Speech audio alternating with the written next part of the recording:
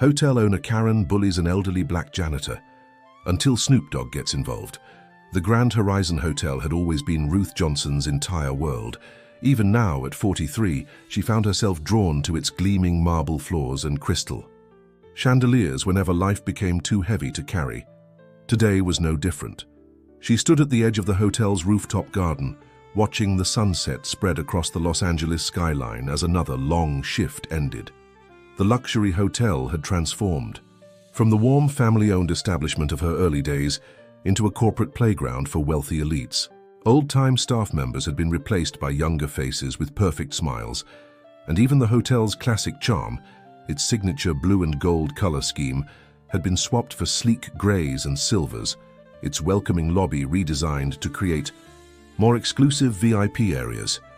Ruth tugged her cleaning uniform tighter around her shoulders as a gust of evening wind swept across the rooftop.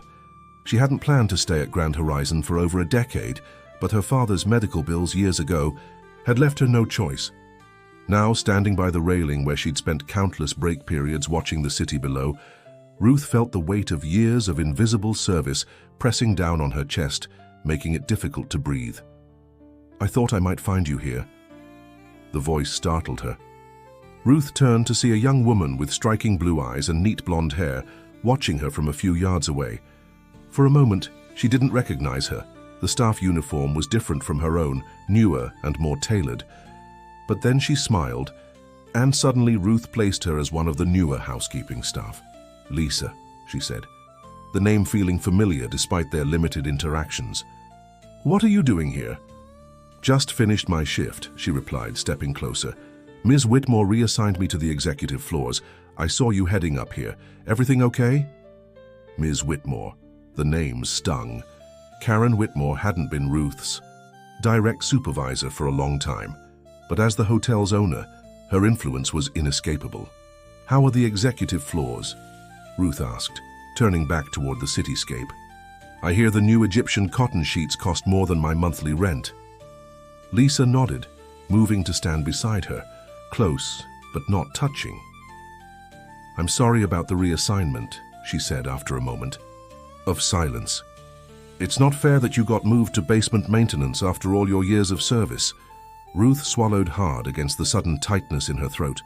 She hadn't expected to discuss her demotion with Lisa Carter of all people, here by the rooftop where she'd once brought her own concerns to sympathetic senior staff. 10 years, she corrected. 10 years and 4 months. The silence that followed was heavy with unspoken questions, with the ghost of everything Ruth had once hoped to achieve and everything she'd become in the aftermath. Somewhere below, car horns blared in the perpetual Los Angeles traffic, the sound floating up like a distant reminder of a world beyond the hotel's walls. "You deserve better, Ruth," Lisa said finally. "Everyone says so." She almost laughed at that. She knew what she looked like. A woman hollowed out by an unforgiving system, her once vibrant brown skin now dulled by exhaustion, dark circles permanently etched beneath her eyes. She'd lost weight since the demotion, her uniform hanging loose on her frame where it once fit perfectly. "I should get back," she said, avoiding Lisa's gaze. "Early shift tomorrow." As she turned to leave, Lisa's voice stopped her. "The hotel's having a charity gala this weekend, celebrating staff excellence or something equally fake. Karen Whitmore will be there making speeches about how much she values her employees." Ruth hesitated, torn between the instinct to flee and an unexpected flare of resentment. And I think it might be interesting if some actual staff attended."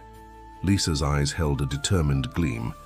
"Show the donors and VIPs the reality behind the glossy speeches." The suggestion was bold, dangerous even. Staff weren't explicitly forbidden from these events, but their presence was certainly discouraged. "What good would that do?" Ruth asked, though something inside her stirred at the thought. "Maybe nothing," Lisa admitted. "Or maybe it makes someone important see what's really happening here." She adjusted her bag on her shoulder. "Just think about it, okay? I could use some backup." As Lisa walked away, Ruth found herself still rooted to the spot, the invitation echoing in her mind. What neither of them knew was that fate had a way of creating unexpected opportunities at the Grand Horizon. And the ripples of Ruth's humiliation were about to spread in ways neither could have imagined. The basement maintenance room smelled of industrial cleaner and damp air, despite the ventilation fan Ruth had switched on upon arrival. The space looked smaller than she remembered, diminished somehow against the stark utility shelving and grey concrete walls. At 43, Ruth had always seemed indestructible, a skilled housekeeper who had maintained the hotel's most luxurious rooms with meticulous attention for over a decade. Seeing herself relegated to scrubbing basement toilets and utility closets, her usually careful hands roughened by harsher chemicals, sent a wave of unexpected anger through her. "You took an extra long break yesterday," observed Mark, the maintenance supervisor, as he dropped off a list of tasks. Ruth nodded, unsurprised by his monitoring. "Had to clear my head." A ghost of a frown crossed his lined face. "Don't make it a habit. Ms. Whitmore has been asking about your productivity." "Ms. Whitmore demoted me to basement duty, and now she's concerned about my productivity." Ruth couldn't keep the edge from her voice. "Just doing my job, Ruth." He shifted uncomfortably. "No one wants trouble." "No trouble," she agreed, softening her tone. "Just doing my job too." Mark's brown eyes, weary from years of similar conversations, fixed on her face with uncomfortable intensity. "You've got a good record here, don't mess it up over pride." The statement hung between them, loaded with all the things they never discussed. The gradual erosion of worker protections, the increasing demands, the unspoken rule that complaints meant replacement. "I'll figure something out," Ruth said, avoiding the real issue. "Basement toilets need cleaning same as penthouse ones. Lisa Carter's been asking about you." Ruth stiffened. "Oh? She's a good kid." "Smart," Mark said, his voice lowering slightly. "But she's only been here 8 months. She doesn't understand how things work yet." "I'm sure she'll learn," Ruth replied neutrally. "We all do." Mark sighed, a sound heavy with fatigue and something else. Resignation, perhaps. Still stubborn as ever. "I learned from the best." Ruth stood, needing suddenly to move, to escape the confines of the small room and the even smaller conversation. "I'm going to get my cart ready. The men's locker room on this floor is backed up again." He nodded, eyes already shifting to his clipboard. "Just keep your head down, Ruth, that's all I'm saying." The words followed her into the hallway, settling on her shoulders like yet another weight to carry.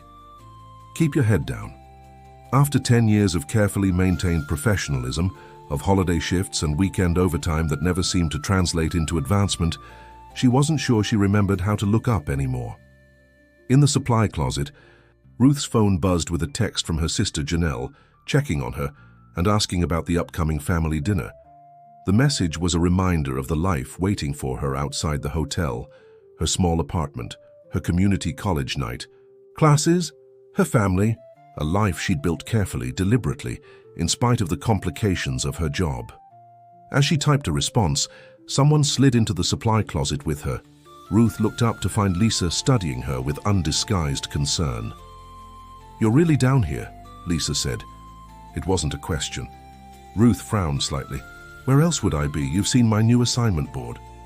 "I know, but seeing it is different." Lisa leaned against the shelving. "I asked around about what happened with Karen Whitmore. People talk, you know." Ruth felt heat rising to her face. "They shouldn't." "Maybe they should talk more," Lisa countered. "Did she really dump cleaning water on you? In front of guests?" Blood rushed to Ruth's face. "It wasn't in front of guests, just one other staff member." "That doesn't make it better." Lisa's voice rose slightly. "Ruth, that's harassment. That's abuse of power. You could report her." Ruth's hands tightened around the mop handle she'd been reaching for. To whom? The board she personally appointed. The HR director who owes her career to Karen. Lisa fell silent, the harsh reality settling between them. "I need this job," Ruth said finally, her voice lower. "My sister's kid starts college next year. I promised to help with books. There are other hotels. Not that will match my seniority pay." Ruth pulled cleaning supplies onto her cart with more force than necessary. "Look, I appreciate the concern, but this is my problem to handle." It doesn't have to be, Lisa insisted, helping her organize the cart despite Ruth's obvious desire to end the conversation. The charity gala this weekend. Think about it. All those wealthy donors who think Karen Whitmore is a saint. What? Say if they knew how she really treats her staff. They wouldn't care, Ruth said flatly. Some might. Lisa's eyes narrowed slightly. Especially if it could affect their own reputation by association. Ruth paused, considering for the first time the possibility that Lisa might be right. What exactly are you suggesting? Just show up, Lisa said. Wear something nice. Blend in with the other guests. When Karen gives her speech about valuing staff excellence, we'll see what happens. The invitation hung in the air between them, tempting and terrifying in equal measure. Ruth had spent a decade avoiding confrontation, keeping her head down as Mark had advised. But something about Lisa's determination, about the water still dripping from her uniform in her memory, made her reconsider. I'll think about it, she said finally, neither a commitment nor a refusal. Lisa's smile was quick and satisfied. That's all I'm asking. As Lisa walked away, Ruth found herself staring at her cleaning cart, the past rushing toward her like an incoming tide, threatening to sweep away her carefully constructed composure with its force. The Grand Horizons. Ballroom glittered with tasteful extravagance, crystal chandeliers casting warm light over tables, adorned with white roses and gold accents, servers in crisp uniforms circulating with champagne and canapes. A string quartet played softly in one corner, providing sophisticated background music for the wealthy donors and hotel VIPs in their designer formal wear. Ruth stood at the entrance, feeling woefully out of place despite her careful preparation. The black dress she wore, purchased years ago for a cousin's wedding and altered hastily the night before, was simple but elegant, complemented by her mother's pearl earrings and a borrowed clutch. She'd spent an hour on her makeup, attempting to conceal the fatigue that had become her constant companion. "You came." Lisa appeared beside her, looking surprisingly at ease in a deep blue cocktail dress. "I wasn't sure you would." "I'm not sure why I did," Ruth admitted, watching a server she recognized from the kitchen navigate the room with practiced invisibility. "Because you deserve to be here more than half these people." Lisa handed her a glass of champagne from a passing tray. "You've given a decade to this place. Tonight, you're a guest, not staff." The champagne was crisp and expensive, warming Ruth's chest as she sipped it. She allowed Lisa to guide her further into the room, keeping to the periphery, observing rather than engaging. Near the stage, Karen Whitmore held court in a stunning white designer gown, her blonde hair styled in an elegant updo that emphasized her sharp features. She laughed with practiced charm at something one of the older male donors said, touching his arm with calculated familiarity. "She's good," Ruth observed despite herself. "You'd never know she was the same woman who dumped dirty water on a staff member last week." "That's why she's dangerous," Lisa replied, her voice low. "Look at the podium, they're getting ready for speeches. Should be starting soon." As if on cue, the quartet finished their piece, and a man in an expensive suit approached the microphone. Ruth recognized him as Charles Bennett, the hotel's marketing director. "Ladies and gentlemen, welcome to the Grand Horizons annual Excellence in Service charity gala," he announced with polished enthusiasm. "Tonight, we celebrate not only the outstanding service that makes our hotel a world-class destination, but also our commitment to supporting the Downtown Community Development Fund."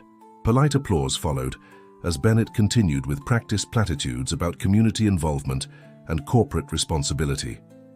Ruth tuned him out, focusing instead on the room's dynamics, the attentive nods of potential donors, the strategic positioning of board members, the subtle hierarchies evident in seating arrangements. "And now," Bennett's voice cut through her observations, "it is my privilege to introduce the visionary behind the Grand Horizons' remarkable success, our CEO and owner, Ms. Karen Whitmore." The applause was more enthusiastic as Karen took the stage, her white gown catching the light, her smile dazzling and practiced. "Thank you, Charles, and thank you all for your continued support," she began, her voice carrying effortlessly across the ballroom. The Grand Horizon Hotel has always prided itself on excellence. Excellence in accommodations, excellence in amenities, and above all, excellence in service. Ruth felt Lisa tense beside her, watching as Karen continued her speech with honeyed words about the hotel's family of dedicated staff. "Our employees are the heart and soul of the Grand Horizon experience," Karen was saying, her expression earnest. "Their commitment, their attention to detail, their willingness to go above and beyond, these are the qualities that set us apart in the competitive landscape of luxury hospitality." "Unbelievable," Lisa whispered, her voice tight with anger. "She talks about respect while treating people like they're disposable." As Karen continued extolling the virtues of her staff, a commotion at the ballroom entrance drew Ruth's attention. A man in an impeccably tailored suit had entered, surrounded by an entourage that immediately attracted whispers and attention. Even from across the room, Ruth recognized him. Calvin Snoop Broadus, the legendary rapper and entrepreneur whose distinctive presence commanded attention wherever he went. Karen faltered mid-sentence, clearly noticing the stir, before recovering with professional smoothness. "As I was saying, our commitment to our staff is matched only by our commitment to the communities we serve." But the room's focus had shifted, gazes following Snoop Dogg as he made his way through the crowd with unhurried confidence. What surprised Ruth was the trajectory of his movement, not toward the VIP tables near the front, but directly toward where she and Lisa stood at the periphery. "Ruth Johnson," he said, his voice carrying enough to turn nearby heads. "Been looking for you." Ruth froze, certain he must be mistaking her for someone else. "Me?" Snoop nodded, removing his sunglasses. "We need to talk about what went down last week in the penthouse suite." The surrounding conversations hushed, attention shifting to their unexpected interaction. On stage, Karen Whitmore's professional smile had hardened, her eyes narrowing as she tried to maintain the room's focus.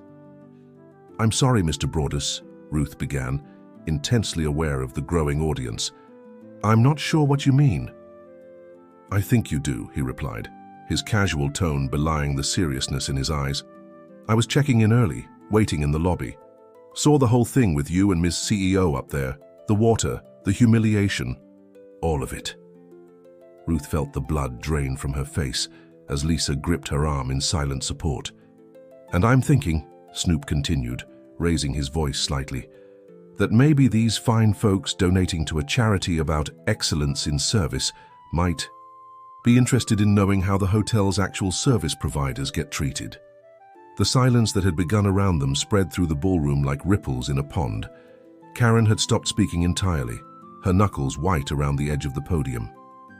"Mr. Broadus," she called, attempting to regain control, "we're so honored to have you join us tonight. Perhaps we could speak privately after my remarks." Snoop turned toward the stage, unhurried and deliberate. "Nah, I think we should talk right now, about respect, since that's what your charity event is supposed to be about, right?" The tension in the room was palpable as Snoop gestured for Ruth to join him, extending his hand in a gesture that was both an invitation and a challenge. After a moment's hesitation, she took it, allowing him to lead her toward the stage, Lisa following closely behind. With each step, Ruth felt a lifetime of forced invisibility falling away, replaced by a strange, terrifying visibility.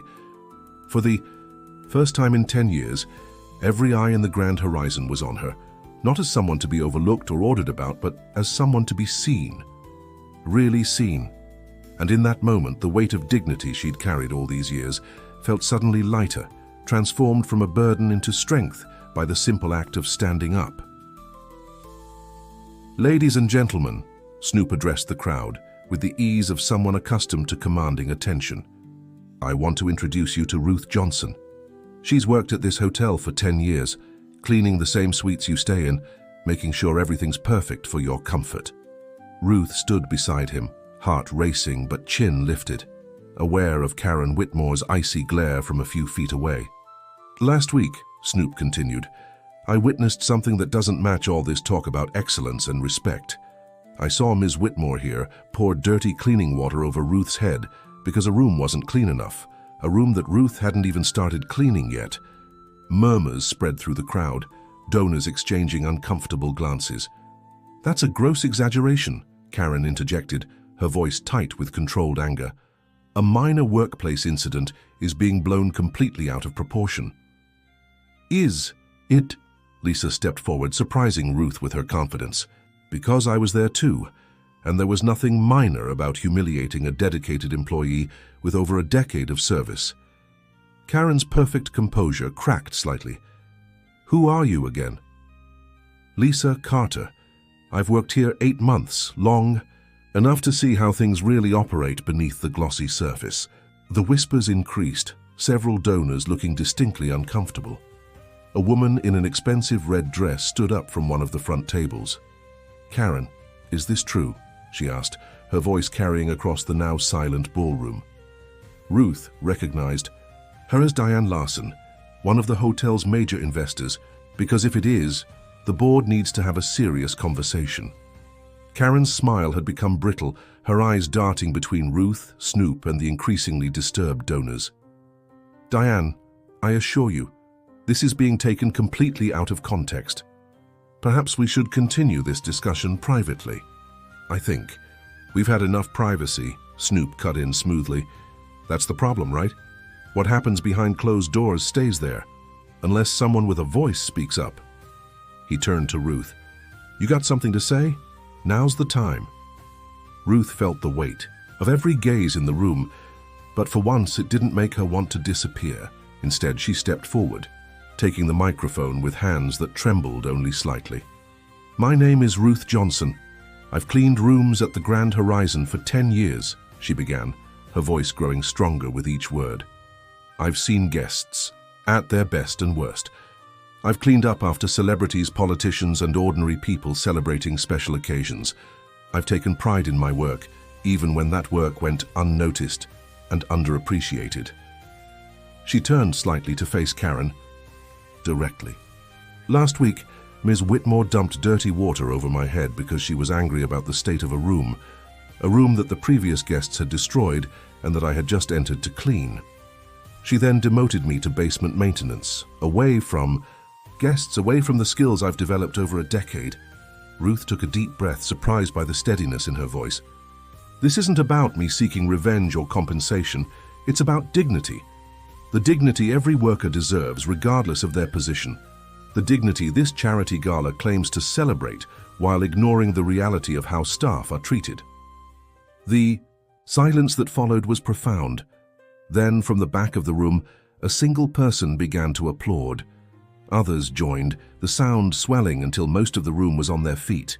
Ruth saw several of her fellow housekeepers, staff who had been serving drinks and clearing plates, standing straighter, their eyes filled with something that looked like hope. Karen stepped forward, attempting to regain control, but Diane Larson was already mounting the stage, followed by 2 other board members. "Karen, we need to speak." "Now," Diane said, her microphone off but her words clear to those nearby. "This is exactly the kind of situation we discussed at the last board meeting." As they escorted a visibly fuming Karen from the stage, Charles Bennett hurried to the microphone, attempting damage control. "Ladies and gentlemen, please enjoy the remainder of your evening. The silent auction remains open for another hour, and your generous donations to the Downtown Community Development Fund are greatly appreciated." But the carefully orchestrated event had already transformed into something else entirely. Groups of donors in serious conversation, staff members exchanging meaningful glances, the invisible hierarchy of the hotel suddenly visible in stark relief.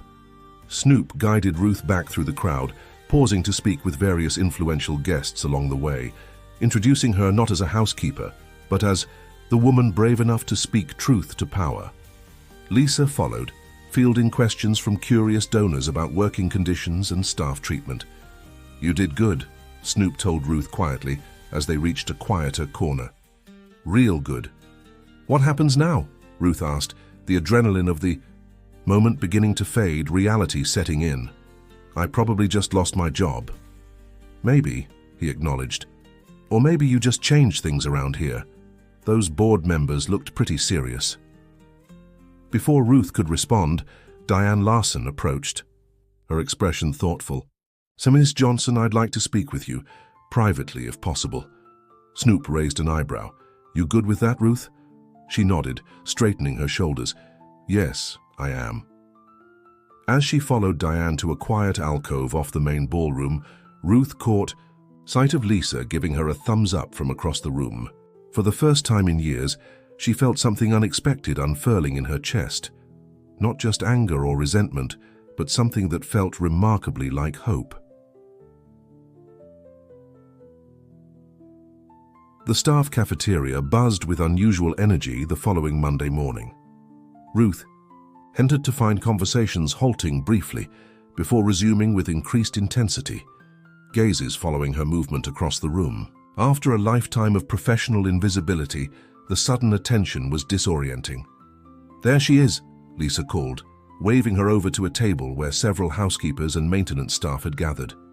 The woman of the hour. Ruth slid into the offered seat, aware of the mixture of awe and curiosity directed her way. "It's been a strange weekend," she admitted. "Strange?" Lisa laughed. "Ruth, you're trending on social media. Respect for Ruth is everywhere after someone posted video of your speech." "What?" Ruth felt her face grow warm. "I didn't know anyone was recording." Mark, the maintenance supervisor, appeared beside their table, his usual stern expression replaced by something that almost resembled respect. "Johnson, meeting in the executive conference room. 10 minutes. "Am I being fired?" Ruth asked directly. Mark's mouth quirked up at one corner. "Above my pay grade to say, but if I were you, I'd wear that same confidence you showed on Saturday night." As he walked away, Lisa reached across the table to squeeze Ruth's hand. "Whatever happens, you've already won. Everyone's talking about working conditions, about dignity. The board is listening for the first time in years." Ruth nodded, though anxiety twisted in her stomach. "I never wanted to be a symbol or start a movement. I just wanted to be treated with basic respect." "Sometimes that's exactly how movements start," Lisa replied, "just by standing up when everyone expects you to stay down." The executive conference room, with its polished mahogany table and floor-to-ceiling windows overlooking downtown Los Angeles, had always been off-limits to staff like Ruth. Walking through its doors felt like crossing an invisible boundary, a transgression of the careful hierarchy that had defined her decade at the Grand Horizon. Inside, Diane Larson sat at the head of the table, flanked by 3 other board members Ruth recognized from hotel publicity materials. Conspicuously absent was Karen Whitmore. "Ms. Johnson, thank you for joining us," Diane gestured to an empty chair. "Please have a seat." Ruth sat, keeping her back straight, hands folded in her lap to hide their slight trembling. "Am I being terminated?" Diane's eyebrows rose slightly at the direct question. "No, Ms. Johnson, quite the contrary. We've called you here to discuss some significant changes at the Grand Horizon." One of the other board members, an older gentleman with silver hair and keen eyes, leaned forward. "The events at Saturday's gala brought to light issues that, frankly, the board should have addressed long before now. Ms. Whitmore's leadership style has been a concern for some time." "Karen Whitmore has been placed on administrative leave," Diane stated clearly. "The board has initiated a full review of management practices and staff treatment across all departments." Ruth blinked, struggling to process the information. "I see. Furthermore," Diane continued, "we would like to offer you a new position within the hotel. We're creating a staff advocacy and relations department, reporting directly to the board. Your experience, your tenure, and quite frankly, your courage in speaking up make you an ideal candidate to lead this initiative." The offer hung in the air between them, unexpected and almost unbelievable. Ruth took a moment to gather her thoughts. "I appreciate the offer," she said carefully, "but I'm a housekeeper. I don't have management experience or a degree in human resources." "What you have is something more valuable," Diane replied. "Authentic understanding of staff experiences and challenges. You have credibility with your colleagues that no outside hire could match. We'd provide training, resources, and support, including a significant salary increase." "Why me?" Ruth asked directly. Why not someone with more qualifications? The silver-haired board member chuckled. Because you stood up when it wasn't easy. Because you spoke about dignity rather than demanding compensation or revenge. Because, Ms. Johnson, you demonstrated exactly the kind of integrity this hotel needs more of. Ruth thought of her small apartment, of her sister's son heading to college, of the night classes she'd been taking in business administration whenever she could afford them. She thought of the 10 years spent making beds and scrubbing bathrooms, of the humiliation in Karen's eyes as she poured water over her head. I'll need details, she said finally. Job description, expectations, resources, and guarantees that this isn't just damage control that will be forgotten once the social media storm passes. Diane smiled, approval evident in her expression. We expected nothing less. We have a preliminary proposal for you to review, and we're open to your input on structuring this new department. As the meeting continued, Ruth felt a strange sense of vertigo, as though her world had suddenly tilted on its axis, revealing possibilities that had been invisible just days before. The future stretching before her now looked nothing like the one she had resigned herself to, and the weight of potential felt simultaneously terrifying and exhilarating. The Grand Horizons rooftop garden was quiet in the early evening, the city lights beginning to twinkle as dusk settled over Los Angeles. Ruth stood at the railing, watching the transformation from day to night, a transition she had rarely had time to appreciate during her years of shift work. I heard the news. Lisa's voice came from behind her. Staff Advocacy Director, impressive title. Ruth turned to find Lisa smiling, genuine pleasure evident in her expression. It's not official yet, still working out the details. But you're taking it? Ruth nodded, returning her gaze to the horizon. I think I can do some good, make some real changes in how things operate. Lisa joined her at the railing, the two women standing in companionable silence for a moment, watching the city below. You know, Lisa said finally, when I first started here, everyone told me to keep my head down, not to make waves. But I kept hearing stories about you, how you always stood up for other housekeepers, how you taught new staff little tricks to make the work easier, how you'd cover shifts when people had family emergencies. Ruth glanced at her, surprised. I didn't think anyone noticed. People always notice kindness, Lisa replied, even when they're afraid to acknowledge it openly. From the doorway behind them came the sound of someone clearing their throat. They turned to see Snoop Dogg standing there, casual in designer jeans and a leather jacket, a contrast to his formal attire from the gala. Ladies, he greeted them with a nod. Hope I'm not interrupting. Not at all, Ruth said genuinely, pleased to see him. I've been hoping to thank you properly for what you did at the gala. Snoop shook his head. Nah, what I did was give you a platform. You did the hard part, speaking your truth. Still, Lisa interjected, without your influence, the board might have brushed it all under the rug. Maybe, he acknowledged, but change was coming anyway. Always does, eventually. He turned to Ruth. Heard about your new position. Came to say congratulations. Thank you, Ruth said, though I'm still trying to wrap my head around it all. You'll do fine, Snoop assured her, and when you're ready, I'd like to talk to you about a partnership. My foundation does work with employment dignity and job training. Could use someone with your perspective. The invitation, casual but sincere, represented yet another door opening, another possibility Ruth had never imagined for herself. I'd like that, she replied simply. As Snoop left them to their evening contemplation, Lisa bumped Ruth's shoulder gently with her own. See, the universe has a way of balancing things out sometimes. Ruth smiled, watching the last traces of sunset fade from the sky. Maybe it does.